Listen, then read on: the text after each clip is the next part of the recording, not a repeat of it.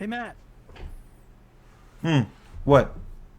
It's time for the theists to have their say on what comes next with Matt and Dennis. Da-da-da-da-da.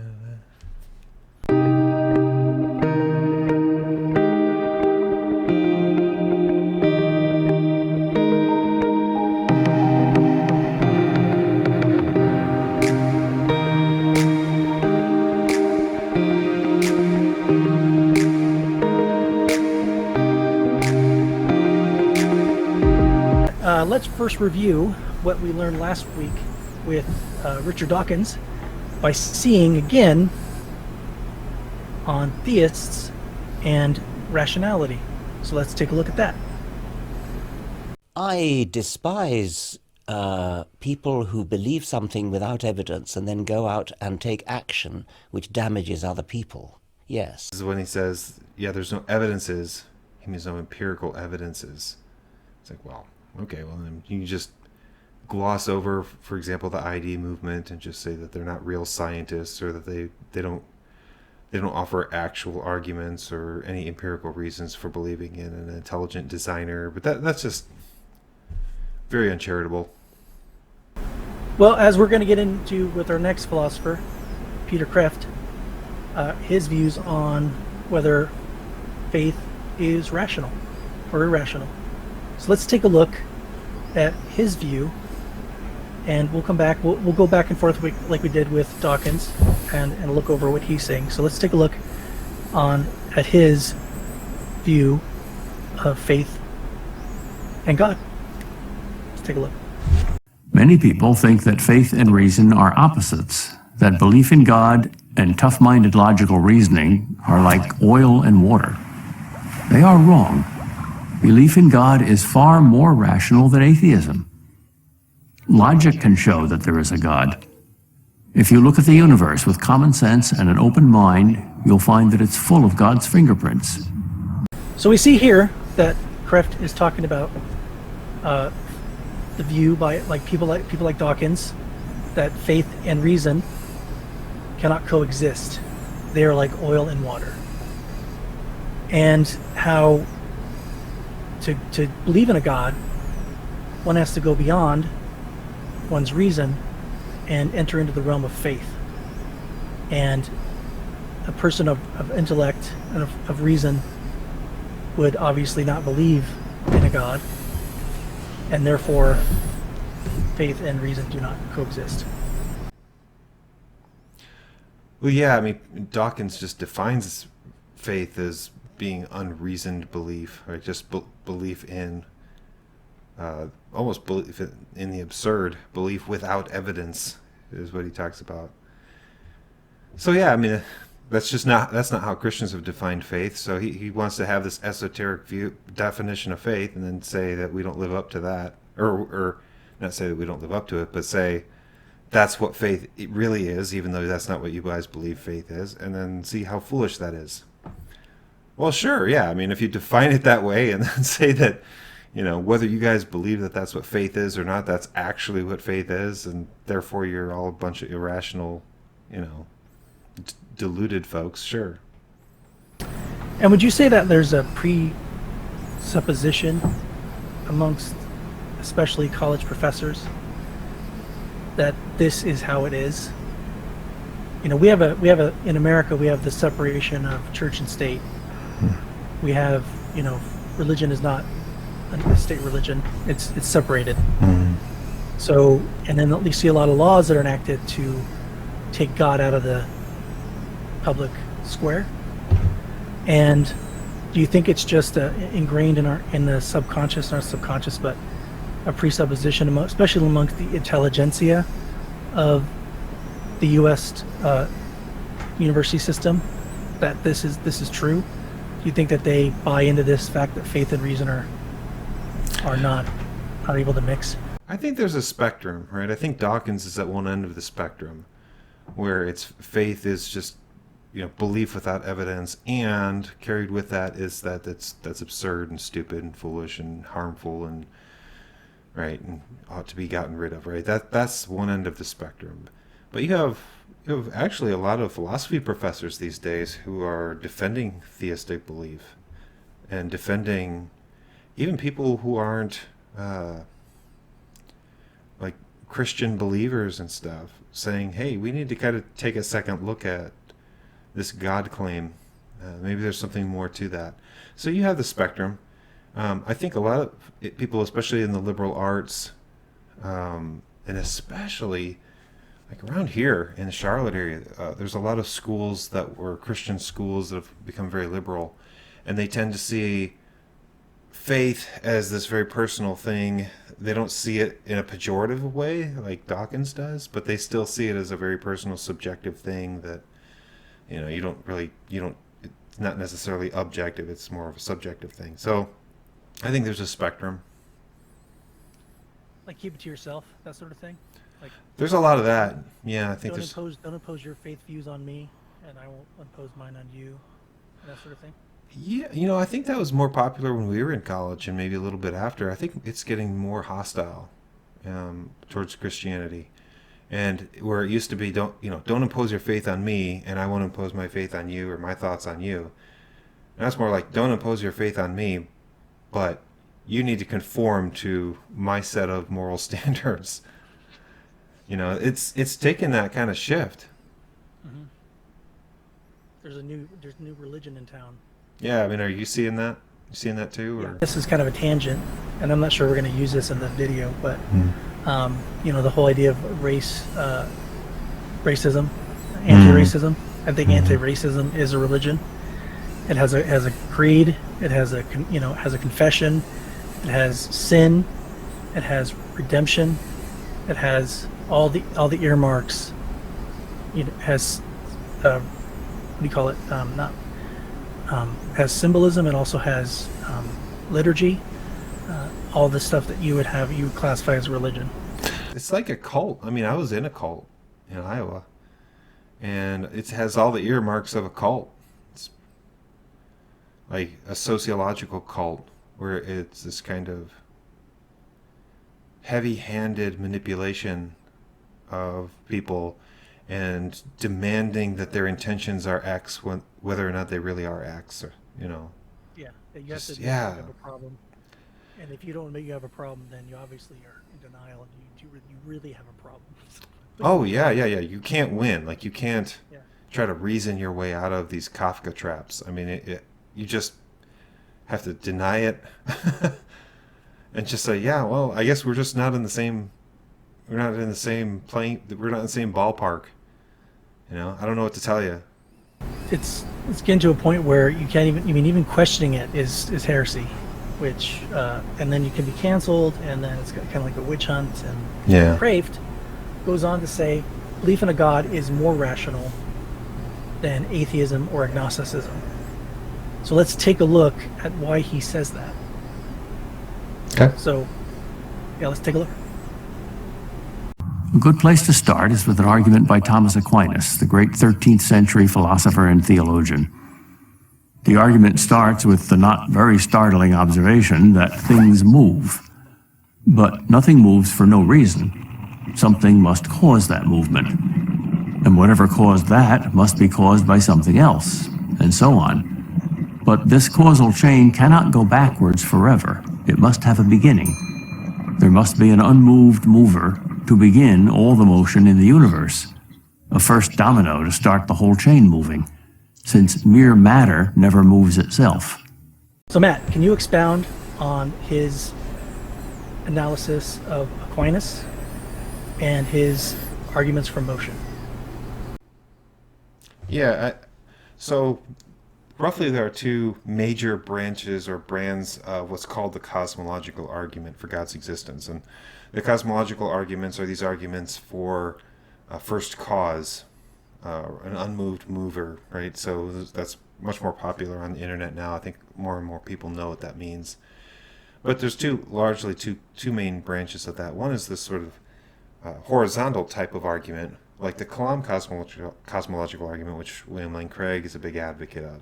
So that's something like, look, if you go back, there can't be an infinite series of time prior to now. There must have been some kind of beginning, and there had beginning of the universe.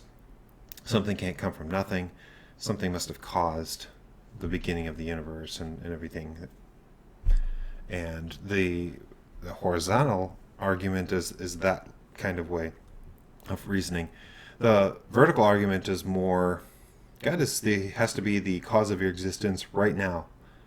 Not just at the beginning of the universe, but every moment of existence. How that's cashed out is a little different depending on who you're talking to. But essentially, it's like there has to be some kind of explanation for why you exist. Because it's possible that you don't exist, or that you know, it is possible that I could go out of existence right now. Well, what is it? What is the explanation for why I don't go out of existence? So on the atheist level, they'll say something like there might be this existential inertia where once something exists, it just carries on existing. But I think Aquinas would argue something like that's not the case, that there has to be an explanation right now that doesn't lead to some kind of infinite regress. And it can't be just an infinite regress of finite contingent causes. There has to be some unmoved mover that causes your existence right now, that explains and answers the question, why do I exist right now when I don't have to? So what you're saying is that we don't exist, or we don't have to exist in and of ourselves. Our existence depends on something else. Yeah, and this is more like a contingency type argument. I'm sorry. So yeah, that's kind of the gist. Well, he goes on to talk about how something that doesn't have to exist has a beginning, and it begins to exist at a certain point in time, and that something that comes into existence has to have something else bring it into existence. Something can't come from nothing. So let's take a look at his argument from that. Okay. Another way to explain this argument is that everything that begins must have a cause. Nothing can come from nothing. So if there's no first cause, there can't be second causes, or anything at all. In other words, if there's no creator, there can't be a universe. But what if the universe were infinitely old, you might ask? Well, all scientists today agree that the universe is not infinitely old, that it had a beginning in the Big Bang. If the universe had a beginning, then it didn't have to exist. And things which don't have to exist must have a cause. There's confirmation of this argument from Big Bang cosmology. We now know that all matter, that is, the whole universe, came into existence some 13.7 billion years ago, and it's been expanding and cooling ever since. No scientist doubts that anymore, even though, before it was scientifically proved, atheists called it creationism in disguise. How does the Big Bang help us as theists? Because traditionally you would say, well, theists would be, especially like more of the fundamentalists, would be against the Big Bang because it's a scientific thing like 13.7 billion years ago. So they don't want to accept the Big Bang. But how does the Big Bang help theists in their arguments for the existence of God? Well, it offers a cosmology that aligns more with what we see in special revelation, that God created the universe out of nothing. And that scientific, it's a scientific theory that comports better with that than, say, like a steady state theory, where the universe might be eternal. Well, I mean, Scripture teaches us that it was created, so having a scientific theory that comports with that paradigm from special revelation, yeah, I mean, Christians like that. I like that. I like that too. Yeah. I mean, I think it shows, if you want to be someone who uses their reason and intellect, that yes, the universe began, it's expanding. We all know that. We all see the proof of it. You can look at it right now. So, yeah, the universe began to exist at a certain point in time. So then we have to go from that to how. Right, yeah, and, there's a lot of different theories that try to that try to account for that, and besides saying, well, God did it. And the question then is, are those viable theories? And I think Kreeft goes a little bit into that, right? Add to this premise a very logical second premise, the principle of causality, that nothing begins without an adequate cause. And you get the conclusion that since there was a Big Bang, there must be a Big Banger. But is this Big Banger God? Why couldn't it be just another universe? Because Einstein's general theory of relativity says that all time is relative to matter. And since all matter began 13.7 billion years ago, so did all time. So there's no time before the Big Bang. And even if there is time before the Big Bang, even if there is a multiverse, that is, many universes with many Big Bangs, as string theory says is mathematically possible, that too must have a beginning. An absolute beginning is what most people mean by God. Yeah. Well, I like his use of the word. He said that in order to have a Big Bang, you have to have a Big Banger. I love that term.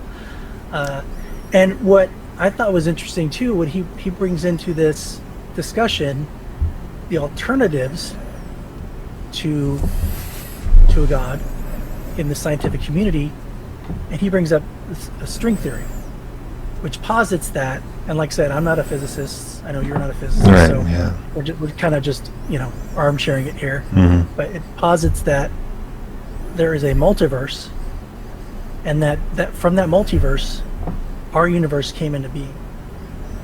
So our universe did indeed begin at a certain point in time, but our universe is dependent upon, or contingent upon, the existence of a multiverse that birthed us. Now, as he was saying, is that the universe is still contingent, right? Even the multiverse is contingent. Yeah, and unless it has radically different properties than the ones we know in our universe, then yeah, it would be contingent. And so it's dependent upon another universe to exist. And he goes on, he does say that even the multiverse has to have a beginning. So even that theory, even string theory, does not, where did the universe come from? Or where did the multiverse come from, for that matter? Yeah, like it pushes the question back a step.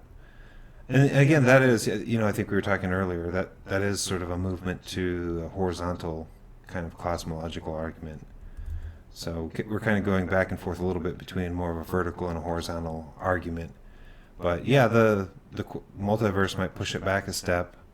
There's obviously criticisms. Again, obviously we're not physicists. We don't claim to be experts. More just like a conceptual question of if it's.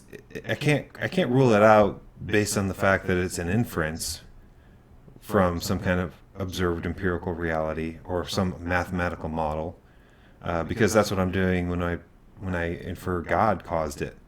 Is I'm inferring from what we know to unobserved cause of the universe. So I don't rule out multiverse on those grounds, because then it would undercut my own argument. But also, I just, it doesn't seem reasonable to rule it out on those grounds. But yeah, it does just, if for a horizontal argument, it just takes it one step back. You still ask the question, where'd that come from? And you have a mathematical probability, I guess you could say string theory is that. But you still, like you said, it just moves the ball back. Mm-hmm. It doesn't answer any question about where this all came from.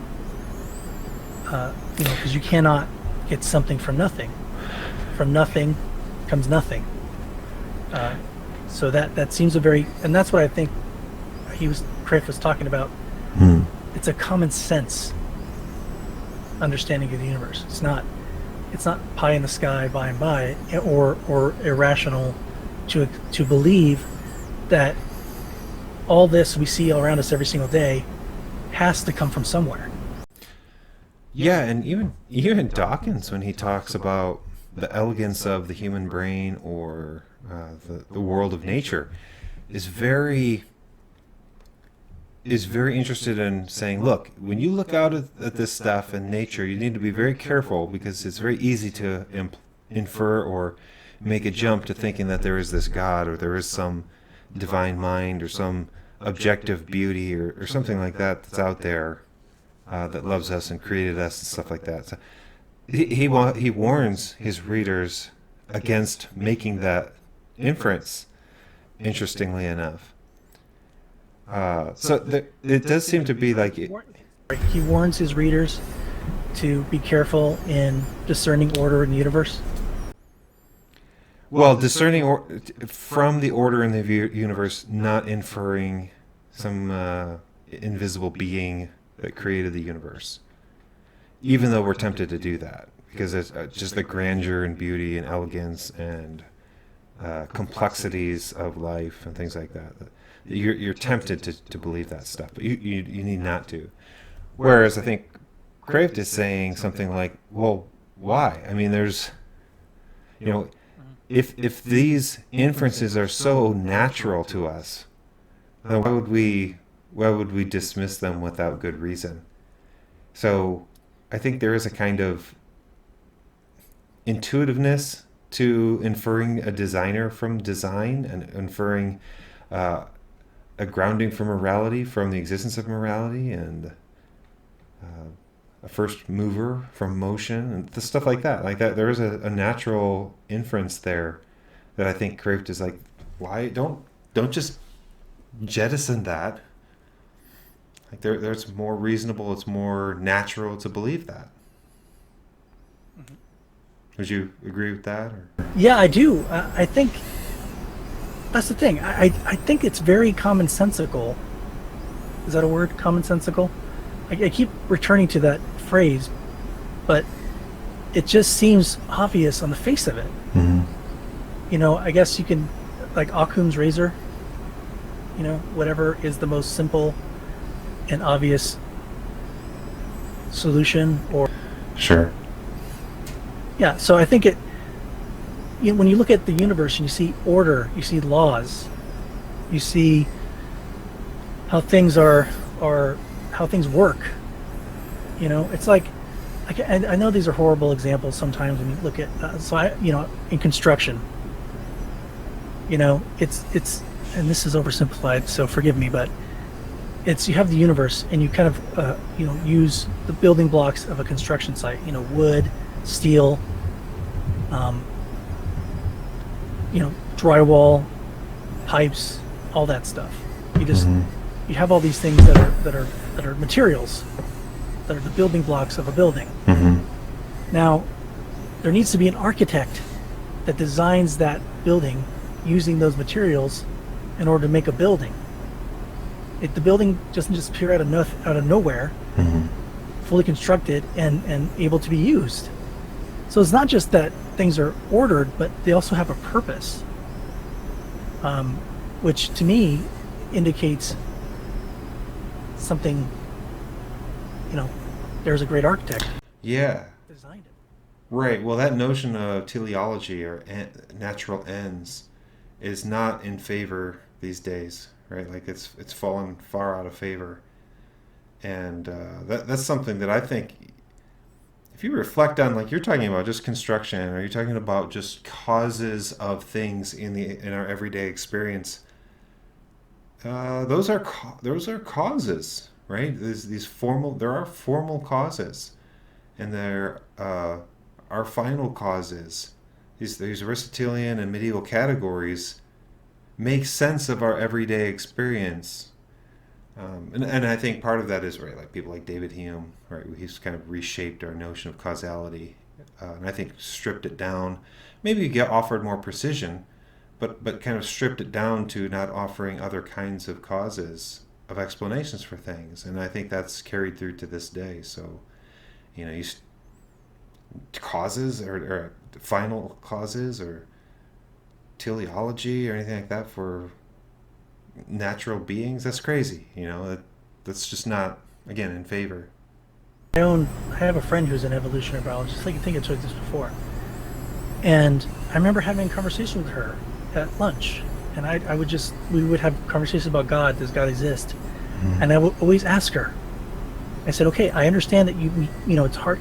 We can't know certain things, but we know we exist, and we know that the universe came into existence. So why do we have anything? Why does anything exist? It baffles me that that is looked upon as irrational to someone like Dawkins. That someone would ask a question or have that observation about the universe. It's more rational to believe that nothing brought forth something than it is to believe that there was something that brought forth something out of nothing. Well, and Dawkins' one of his favorite expressions is "science is working on it." One day we will find out. We don't need to infer some God. We're working on it. That's what science does, right?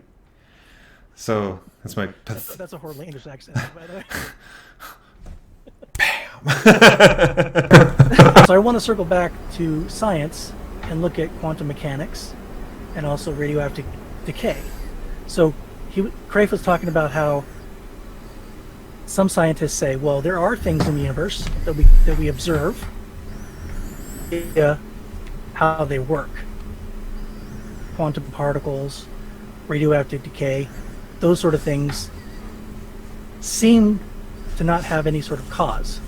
So we can infer, because some things like quantum particles and radioactive decay have no cause or no observable cause.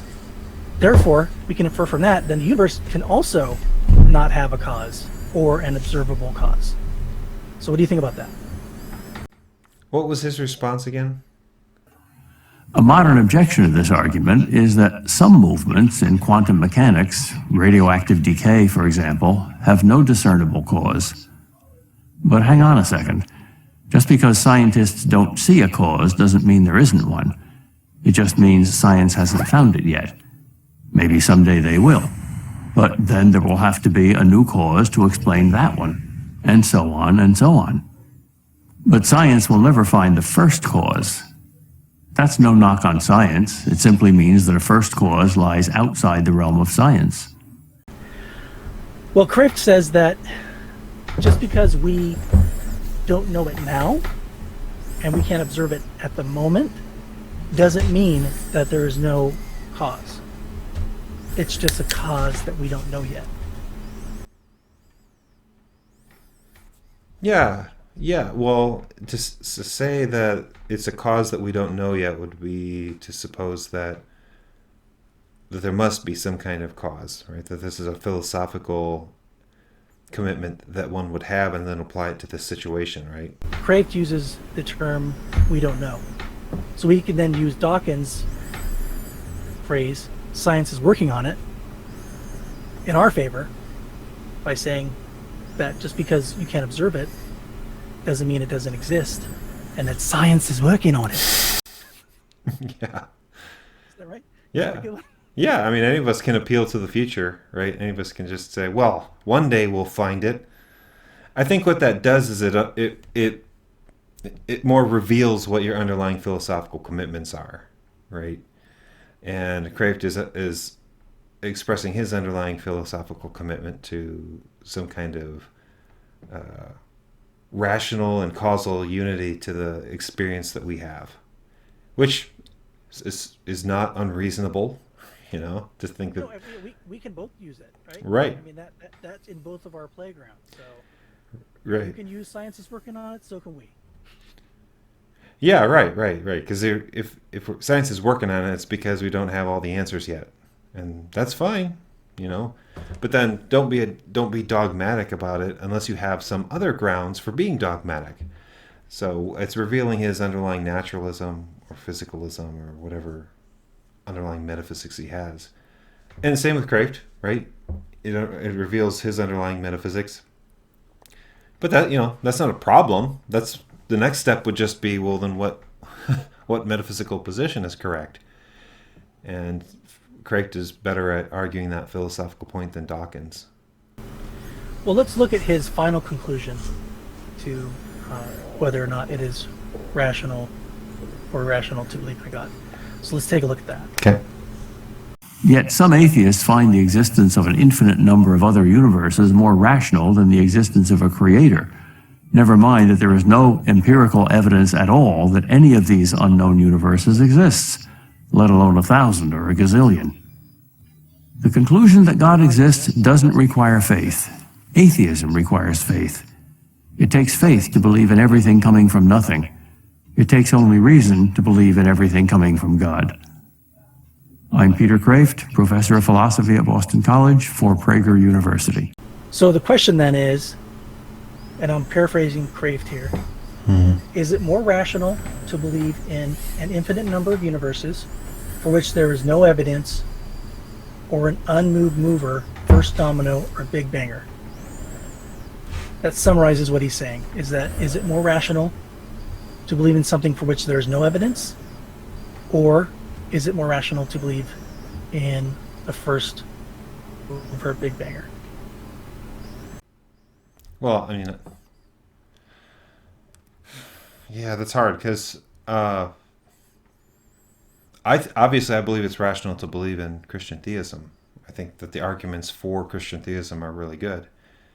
But then when we start talking about cosmology, I think we can do that in parallel with our theology, even if it isn't derived from our theology. Which, really, for doing good science, we shouldn't be doing our science by just drawing all sorts of deductions from our theology, right? It's an observable science, it's a natural science.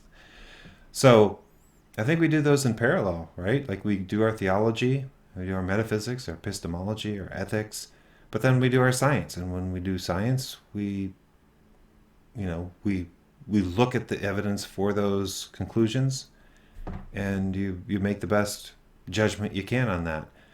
If there's some kind of multiverse, that doesn't seem to be a problem for the traditional arguments for God's existence, at least conceptually. Or maybe there's some detail that bears on that, but as far as I know, it doesn't really bear on a lot of the classical arguments for God's existence. So if there's a multiverse, fine. If there isn't one, fine. That there is some kind of beginning, which even if there is a multiverse, seems to be admitted. So, okay. Mm-hmm. Yeah. Next. Well, I think it's interesting that Dawkins says in the clip we showed at the beginning, is that he is concerned about people of faith who kill people based off a belief for which there is no evidence. Again, yeah, this is is God. Just so uncharitable. Yeah. But then, as we juxtapose with Kreeft, is he saying that atheism requires faith in something coming from nothing, which there is no evidence for. Like there is no evidence that we can see or observe that something comes from nothing. Yeah. The fact that they believe it is an act of faith. Yeah, in principle, because you can't observe nothing. You can't observe nothing causing something. Like you couldn't do that. Yeah, so I don't know. I'm trying to think, would that be an act of faith? It would probably be an act of faith, maybe according to Dawkins' definition of faith, maybe. I'm trying to think. I mean, I think he would say that there is. I don't know. So I better not speculate. But I go ahead. Sorry.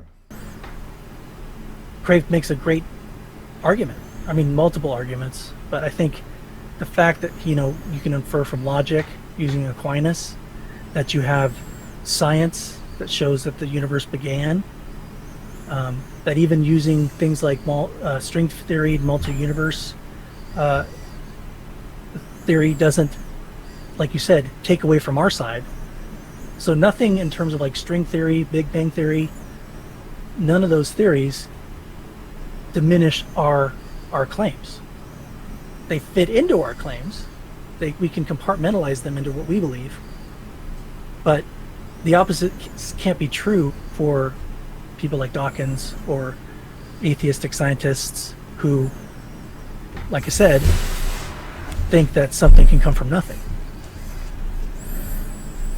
Yeah, I mean, Or do you think they're just, or do you think they're just thinking science just hasn't I think that discovered that yet? I think that's more of what they generally say, is something along the lines of, we just don't know yet. I mean, Dawkins says this explicitly, but I think in general that would be more the consensus is, well,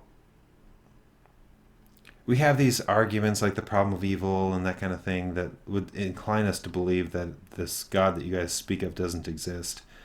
There doesn't seem to be any direct empirical evidence, so that's another kind of strike against this theistic God. So even if we don't have the answers for what was before the Big Bang very solidly, yeah, well, you should expect that. I mean, that's a really tough question. I think that's fair to say that science is working on it and science is trying to find some kind of natural mechanistic cause or something like that for what's happening. Okay, fine, yeah, have at it, you know. But that doesn't preclude the philosopher or the theologian from drawing metaphysical inferences. And I think that's the problem, right? I don't think the problem is Dawkins is saying, look, science is still working on it. And I think when we say it that is the problem, we kind of fall into the same trap that he's falling into, namely that we have to prove that we have to offer this metaphysical explanation in place of this mechanistic explanation. And in general, that doesn't seem to be necessary. You know, these are two different causal orders. And I mean, the scientist is free to explore what they think is before the Big Bang. We're free to speculate metaphysically about what we think caused it and what the best causes are. And we can draw from science, we can draw from philosophy, from theology. Yeah, sorry, our intellects have a wide range of access and abilities for inquiring into the nature of the real world. And that includes metaphysical speculation. And that's unavoidable. He does the same thing. He makes all sorts of metaphysical speculations and grounds his science and constrains his science based on it. So yeah, well, okay. And is that Original question of this series is belief in a God irrational or irrational? So it's rational? We can say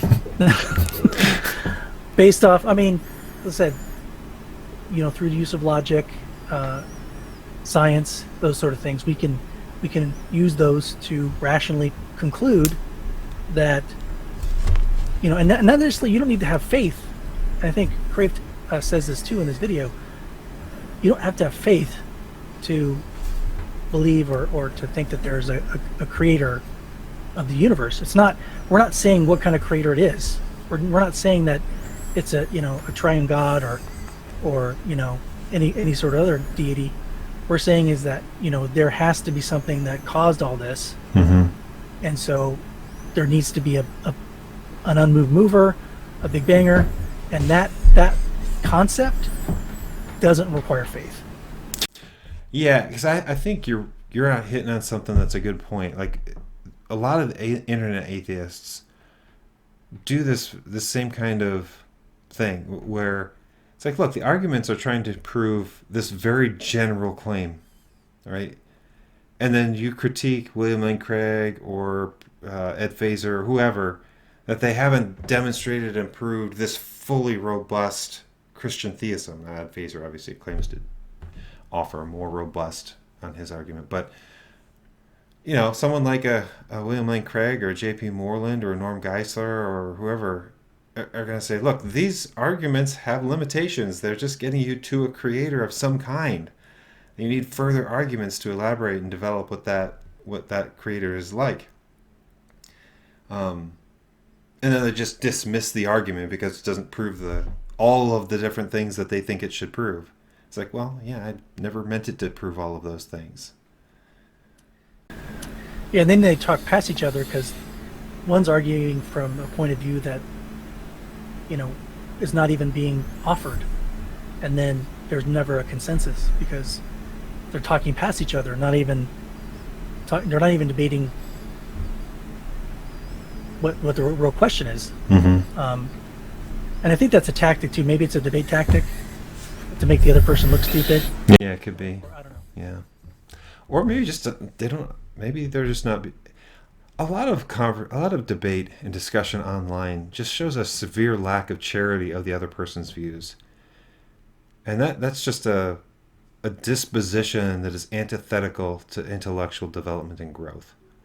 And I think that's what you see. You see that in internet atheism and in Christian videos as well. I mean, you've got some of these. I'm sorry, some of these presuppositional apologists drive me crazy because they do the very thing, but just from the other side. No, put it in, man.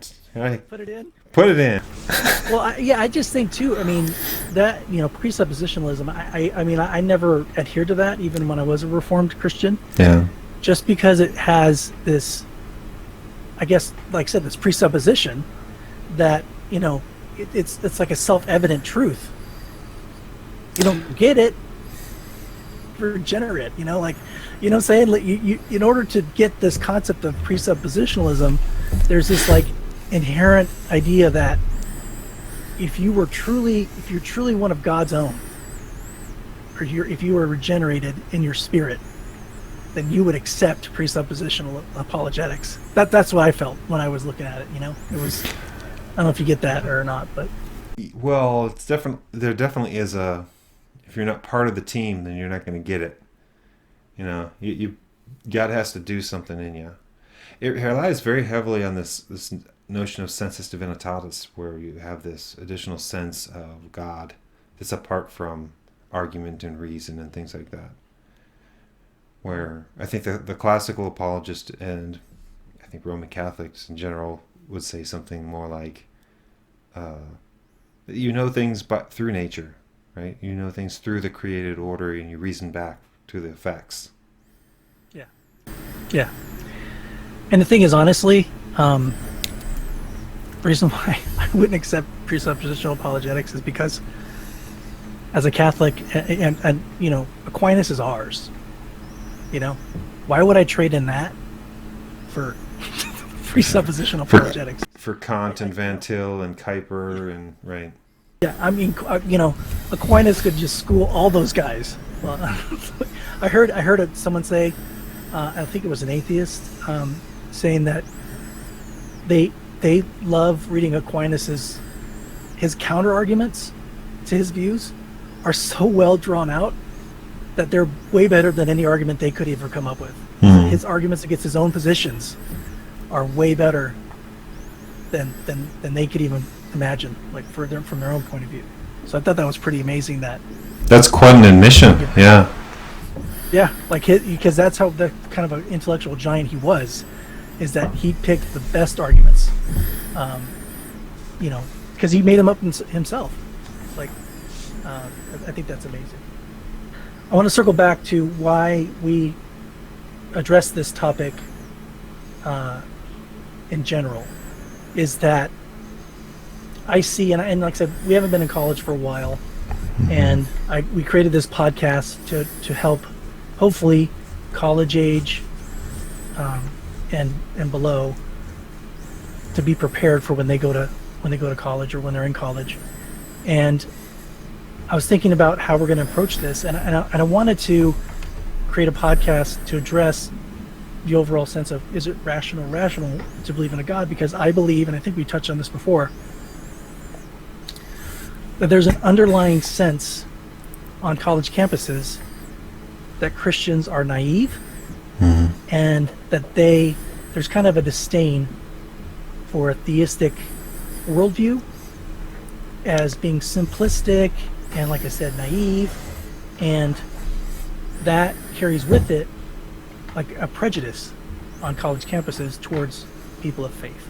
And I kind of want to touch on that a little bit, because, and I think it's not just in reason, it's not just talking about reason and faith, but I think it touches on a lot of areas. It touches on morality, touches on your personal culture and the way you look at the world, your worldview, and all those things kind of coalesce together on a college campus, where the worldview of say your professors and the morality of your professors is against what you believe, and vice versa. Like that's why I brought up this topic, because I wanted to address that reality on college campuses. Sure. I mean, so back in the late 90s when we were in college, there were a few professors who were very openly anti-Christian, anti-religious. Hector Avalos, was it Klumpke? I think his name was Klumpke. And a few others. But it didn't seem to be quite as widespread. It seemed to be more, the disposition was, yeah, you guys do your little religion thing in your private area. That's you do that and have fun. But we scientists and philosophers and real thinkers will do all the real work. Now, Christians are becoming, and there is that sort of kind of disdain for Christians, like you little punks. but now it carries with it also, like, you're hateful, you're evil, you're out of touch with reality. Most recently, if you hold a traditional Christian worldview or Christian set of beliefs, and especially about morality, you're essentially a fascist. It's come quite a ways in the past 20 years to go from sort of ambivalence to they're harmless morons to you're evil fascists. And yeah, it's a scary trend. To be Christian is to adhere to a Western oppressive worldview. Yeah. That you're talking about, like Yeah. fascist that way. So yeah, it is scary. I just think it's, those who are freshmen now in high school, which my son is one, and those who are entering college, they're going to come across the underlying hostility that you and I never had to deal with. Yeah, And I think you're right. I want to close with a quote from Robert P. George, and I think you got me onto this guy. He's from Princeton. He's a conservative Catholic professor at Princeton. He must be tenured, because I read all his stuff and I'm like, yes, and I'm like, how is this guy getting away with saying this and working at Princeton?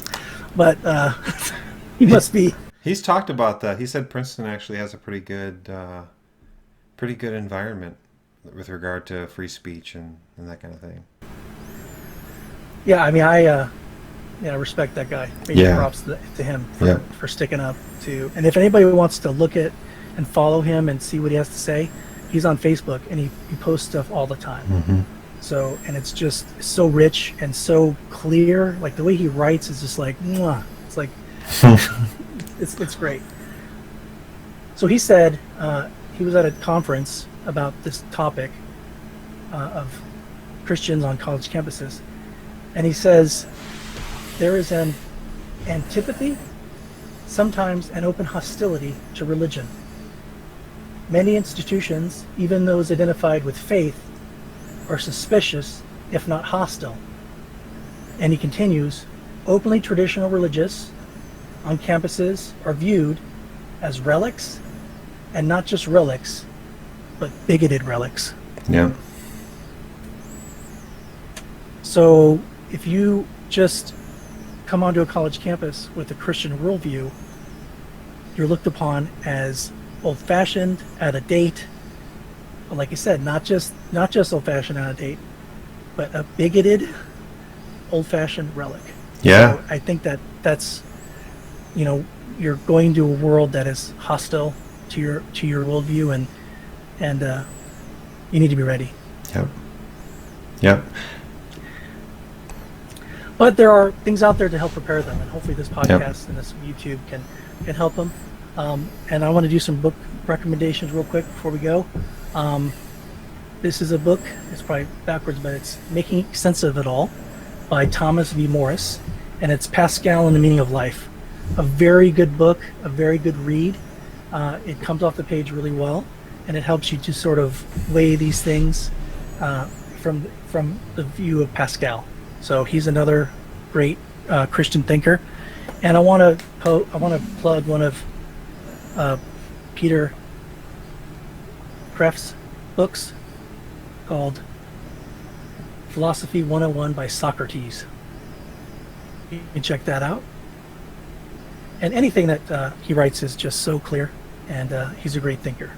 So I really value him. And also, if you want to find his faith story anywhere, I don't know if you know this, Matt, but there's a great intro chapter to The Case for Faith. Has a great, it's his interview with, who's the author of that book? Lee Strobel? Case for Christ? Lee Strobel.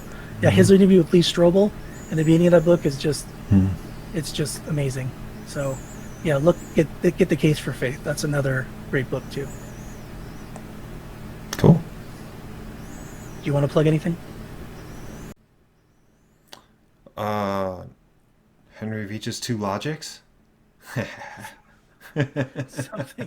something more bite-sized for...